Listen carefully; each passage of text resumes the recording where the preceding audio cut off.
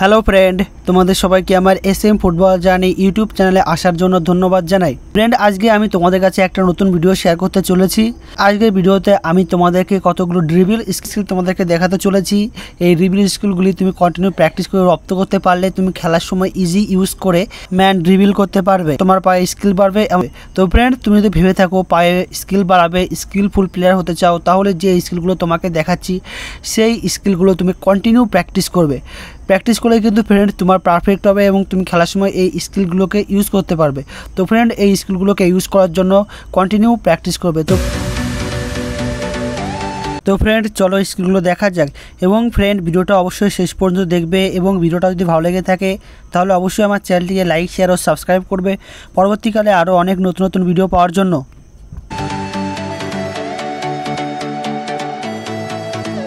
Number 1, সোলটান কাট। সোলটান কাট মানে সোলটান দিয়ে ইনসাইডে কাট। Friend, তুমি দেখতে পাচ্ছ এই স্কিলটা আমি প্র্যাকটিস করছি। আমি যে পায়ে সোলটান করছি তার অপোজিট পায়ে জোরে কাট করে আবার যেখান থেকে সোলটান করছিলাম সেখানেই বলটাকে রিটার্ন করছি, মানে সোলটান কাট করে আবার বলটাকে রিটার্ন জায়গায় ফিরিয়ে আনা। তো ফ্রেন্ড, এই স্কিলটা তুমি কন্টিনিউ প্র্যাকটিসে রপ্ত করবে, তাহলে ফ্রেন্ড তুমি খেলার সময় এই স্কিলটা ইজি ইউজ করতে পারবে।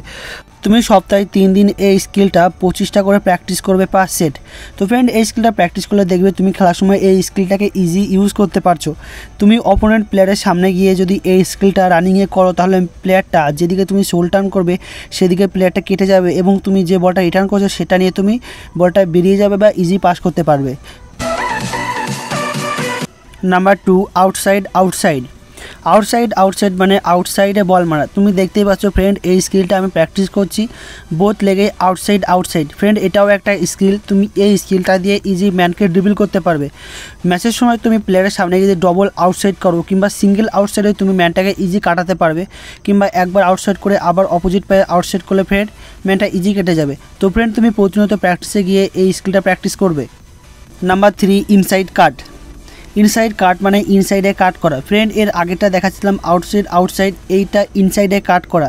বলটাকে নিয়ে গিয়ে আবার ইনসাইডে যে অংশটা দিয়ে আমরা চিপ করি সেই অংশটা দিয়ে হালকা কাট করা। ফ্রেন্ড, এইটাও একটা স্কিল, তুমি প্র্যাকটিসের সময় এটা কন্টিনিউ প্র্যাকটিস করবে, তাহলে দেখবে ফ্রেন্ড তোমার প্র্যাকটিসটা রপ্ত হয়ে গেলে তুমি ম্যাচের সময় এই ইনসাইড কাট দিয়ে ডবল ইনসাইড কাট করে ম্যানকে ইজি কাটাতে পারবে।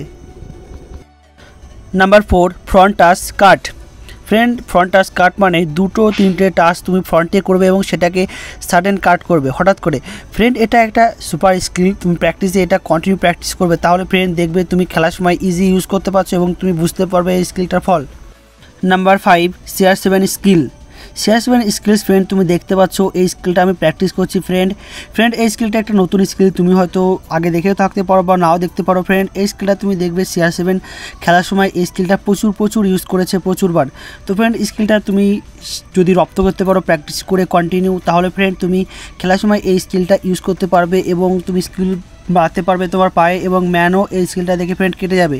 তো ফ্রেন্ড, এই স্কিলটা তুমি কীভাবে করবে তুমি দেখতেই পাচ্ছ। ফ্রেন্ড, আমি দু পায়ে প্রথমে দুটো ইনসাইডে টাচ করছি, তারপর অপোজিট পা দিয়ে পেছন থেকে পাটা ঘুরিয়ে নিয়ে এসে আবার সোলটান করছি, মানে দু পায়ে ইনসাইড টাচ করছি এবং পেছন থেকে পাটা ঘুরিয়ে এনেছে বলটা আবার রিটার্ন করছি। তো ফ্রেন্ড, এইটাও একটা ভালো স্কিল।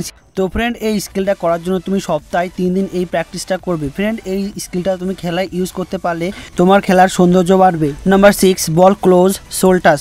ফ্রেন্ড, এটা একটা নতুন স্কিল। ফ্রেন্ড, বল ক্লোজ সোল টাচ মানে সোল টার্ন করা, বলটাকে জায়গায় রেখে এবং তোমার পাটা বলের সঙ্গে লেগে থাকবে। ফ্রেন্ড, এই স্কিলটা আমি আমার স্যারের কাছ থেকে শিখেছি।